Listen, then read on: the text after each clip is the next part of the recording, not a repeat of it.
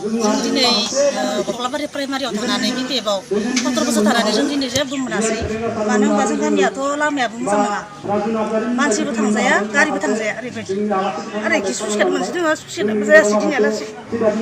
गथ' गथाय स्कुलाव फैनो हाया ओरैबायदि हाब्रु जायो आरो माने गोलैलायनाय बिदि जाना दङ आरो जों गामियाव मालाबा बिजाब सिनानै गथ'फ्रा न'आव थांफिननो गोनां जायो जों बहुत बार एप्लाइ खालामदोंमोन जोंनि माने बे सुइस गेटखौ नायफिननायानो जायासै आरो जिंनि मानसि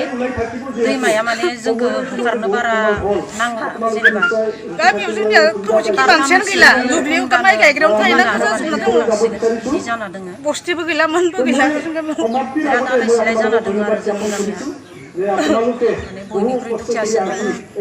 बेबायदि अबस्थायाव आरो बिपिएफनिफ्राय जाखिनि कर्मि दङमोन बा जोंबो कर्मिमोन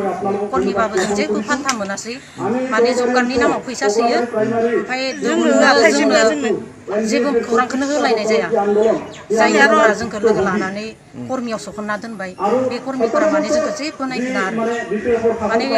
फैसा हाबदों हाबा बेनि खबर लाबाथाय जोंखौ फात्ताखौनो होला बिदि आरो गावसोर सिरि सिरि दङ आरो दंफां गायनायाव जोङो फैसा खांना सा लोङो जोंनाव 100-200 सानसेबो हरफिनासै बिसोरो फैसा खांनानै जोंनि आखाइनिफ्राय जों खरसा खालामदों माने दलबारि खंगुआव जिखिनि प्लेन्टेसननि नामाव दंफां गायदोंमोन बे दंफां गायनायनि नामाव फैसा सोनायखौबो जोंनो थाइसेबो होनाय जायासै बेबायदि आरो गथ' गथाय स्कुलाव फैनो लामा गैयिनि थाखाय बेसेबा सिन्था जायो आरो